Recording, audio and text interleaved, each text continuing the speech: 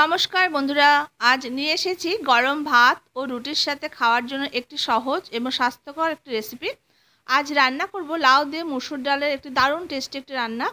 এটা রান্না করতে খুব বেশি সময় লাগে না, ঝটপট রান্না হয়ে যায়। আর এইভাবে এই ডাল দিয়ে লাউ রান্না করলে ভাত রুটি সব কিছুর সঙ্গে কিন্তু খেতে দারুণ লাগে। তো রেসিপি ভালো লাগলে লাইক শেয়ার করতে ভুলবেন না যেন। আর যারা নতুন দেখছেন চ্যানেলটিকে সাবস্ক্রাইব করে রাখবেন। আমি এখানে নিয়মিত ঘরোয়া রেসিপিগুলো শেয়ার করে থাকি, আশা করছি আপনাদের কাছে ভালো লাগবে। তো এখানে আমি একটা মাঝারি সাইজের লাউকে খোসাটা ছাড়িয়ে এইভাবে একটু বড় বড় রেখে রেখে দেখুন আমি কিভাবে কেটে নিয়েছি। এইভাবে একটু বড় বড় রেখে রেখে কেটে খুব ভালো করে জল দিয়ে আমি ধুয়ে লাউটার জলটাকে ঝরতে রেখে দিয়েছি। আর এর সাথে আমি হাফ কাপ পরিমাণ মুসুর ডাল নিয়ে নিয়েছি। এবার এই মুসুর ডালটাকে একটা জলের মধ্যে দিয়ে 2 থেকে 3 বার খুব ভালো করে জল পাল্টে পাল্টে ডালটাকে ধুয়ে নেব। তো এই রান্নাতে কিন্তু মুসুর ডালের পরিমাণটা কিন্তু কম পরিমাণে নিতে হবে, লাউয়ের পরিমাণটা বেশি নিতে হবে, মুসুর ডালের পরিমাণটা কম নিতে হবে। তো 2 থেকে 3 বার দেখুন আমি জল পাল্টে পাল্টে মুসুর ডালটাকে খুব ভালো করে আমি ধুয়ে নিয়েছি। এরপর আমি কড়াইয়ের মধ্যে এই লাউটাকে ট্রান্সফার করে নিয়েছি আর মুসুর ডালটার মধ্যে দিয়ে দিয়েছি, দিয়ে একসঙ্গে এটাকে মিশিয়ে নেব।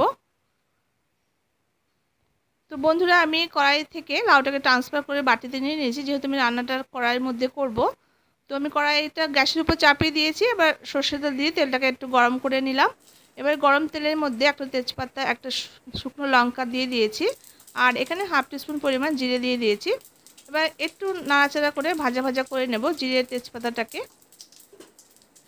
বেশ সুন্দর একটু ভাজা ভাজা হয়ে বেশ ব্রাউন কালার চলে এসেছে। এবার এই পর্যায়ে আমি 5-6 কোয়া রসুনকে থেতো করে তেলের মধ্যে দিয়ে দিয়েছি। এবার রসুনটা দিয়ে নাড়াচাড়া করে হালকা করে রসুনটাকে একটু ভেজে নিতে হবে। রসুনটা যেন খুব বেশি পুড়ে না যায়, হালকা একটু নাড়াচাড়া করে ভেজে নিতে হবে। এরপর এখানে একটা বড় সাইজের পেঁয়াজকে একটু বড় বড় রেখে রেখে আমি কেটে নিয়েছি। এবার পেঁয়াজটাকে দিয়ে মিনিট 2-3 জন্য একটু নাড়াচাড়া করে হালকা করে ব্রাউন রং ধরা পর্যন্ত একটু ভেজে নেব।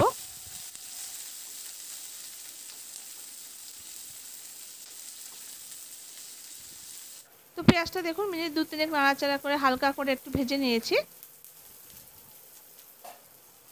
এরপর এখানে দুটো মিডিয়াম সাইজের টমেটোকে কেটে দিয়ে দিয়েছি। টমেটোটা দিয়ে একটু নাড়াচাড়া করে দিচ্ছি। টমেটোটা দিয়ে মিনিট 2-3 একটু নাড়াচাড়া করে নিলাম। এরপর এখানে পরিমাণ মতো হলুদ দিয়ে দিয়েছি আর এখানে হাফ টিস্পুন পরিমাণ একটু লাল লঙ্কা গুঁড়ো দিয়েছি, এতে হালকা একটু ঝালও হবে আর কালারটাও আসবে।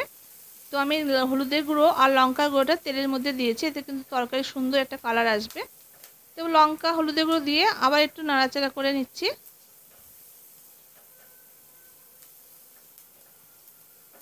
এরপর একটা ঢাকা দিয়ে মিনিট 2-3 জন্য আমি একটু লো ফ্লেম করে রেখে দেবো। এতে দেখবেন টমেটোগুলো বেশ সুন্দর নরম হয়ে যাবে আর মশলাটা কিন্তু খুব সুন্দর করে কষানো হবে। তো দেখুন টমেটোগুলো বেশ নরম হয়ে গেছে আর মশলা চারদিক থেকে তেল ছাড়তে শুরু করেছে। এবার এই পর্যায়ে আমি ডাল আর লাউটাকে যে মিশিয়ে রেখেছিলাম সেই লাউ সমেত ডালটাকে আমি দিয়ে দিয়েছি তেলের মধ্যে। আর এখানে 4 থেকে 5টা কাঁচা পাকা লঙ্কা আমি চিড়ে দিয়ে দিয়েছি। ঝালটা অবশ্য যে যেমন খাবেন সেরকম লঙ্কাটা দেবেন। আর এখানে টেস্ট হিসাবে লবণটা দিয়ে দিলাম। এবার ডাল আর লাউটাকে কয়েক মিনিটের জন্য একটু রান্না করে নেব। আর এই সময় ফ্লেমটাকে কিন্তু মিডিয়াম টু হাই ফ্লেমে কিন্তু রান্নাটা করতে হবে। তো এই সময় দেখবেন নাড়াচাড়া করতে করতে লাউ থেকে অনেকটা পরিমাণ জল বেরিয়ে আসবে। আর এই রান্নাতে কিন্তু এক্সট্রা কোনো জল দেওয়ার কোনো প্রয়োজন নেই। যদি প্রয়োজন হয় সামান্য একটু অ্যাড করতে পারেন, কিন্তু লাউ থেকে যে জলটা বেরোবে এতেই কিন্তু মুসুর ডালটা খুব ভালো করে সেদ্ধ হয়ে যাবে। তো মুসুর ডালের সঙ্গে লাউটাকে নাড়াচাড়া করে একটু রান্না করে নিয়েছি আর এখানে খুবই সামান্য পরিমাণ একটু জল এখানে দিয়ে দিয়েছি, এর থেকে বেশি জল আর দেবো না। এবার একটা ঢাকা দিয়ে মিনিট 7-8 জন্য লো ফ্লেম করে একটু রান্না করে নিয়েছি। তো মিনিট 8 পর আমি এবার ঢাকাটা খুলে দেখে নেব। দেখুন বন্ধুরা লাউটা বেশ গলে গেছে আর মুসুর ডালটা কিন্তু গলে গেছে। আর মুসুর ডালটা এরকম করে রাখতে হবে, খুব বেশি যেন গলে ভর্তা না হয়ে যায়, হালকা হালকা একটু শক্ত শক্ত থাকে এরকম করেই কিন্তু নামাতে হবে। বেশ এটা মাখা মাখা ব্যাপারটা হলে এটা ভাত দিয়ে খেতে ভালো লাগবে আর রুটির সঙ্গে কিন্তু খেতে ভালো লাগবে। আর খুবই কিন্তু কম মশলা দিয়ে রান্নাটা হয়, খুবই সিম্পল মশলা। এখানে কিন্তু আমি পেঁয়াজ আর রসুন শুধু অ্যাড করেছি আর কোনো মশলা কিন্তু দেইনি, জিরে ধনে গুঁড়ো কিছুই কিন্তু আমি অ্যাড করিনি।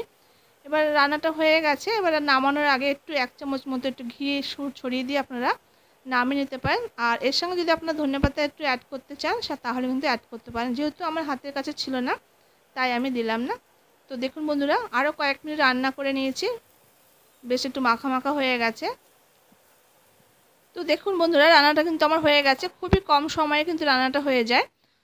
এরপর আমি 5 মিনিট ঢাকা দিয়ে স্ট্যান্ডিং টাইমে রেখে দিয়েছিলাম। এবার আমি একটা বাটিতে এটাকে বা প্লেটে এটাকে সার্ভ করে নিচ্ছি। তো বন্ধুরা, মসুর ডাল দিয়ে লাউ রান্নার এই রেসিপিটা আপনাদের কাছে কেমন লাগলো তা কিন্তু অবশ্যই কমেন্ট করে জানাবেন। আর এই রান্নাটা কিন্তু এরকম মাখো মাখো ধরনেরই কিন্তু রাখতে হবে, খুব বেশি যেন পাতলা না হয়ে যায়। এরকম মাখো মাখো হলেই কিন্তু খেতে ভালো লাগবে রুটির সঙ্গে, ভাতের সাথে। তো একবার অবশ্যই ট্রাই করে দেখবেন। আর আপনাদের কাছে খেতে কেমন লেগেছে তা কমেন্ট বক্সে অবশ্যই কমেন্ট করে জানাতে ভুলবেন না যেন। তো বন্ধুরা, আমার রেসিপিগুলো আপনাদের কাছে কেমন লাগছে তা কিন্তু আপনারা আমাকে কমেন্ট বক্সে জানাতে পারেন। তো দেখা হচ্ছে নেক্সট রেসিপিতে। ততক্ষণের জন্য আপনারা সবাই খুব ভালো থাকবেন, সুস্থ থাকবেন। ধন্যবাদ।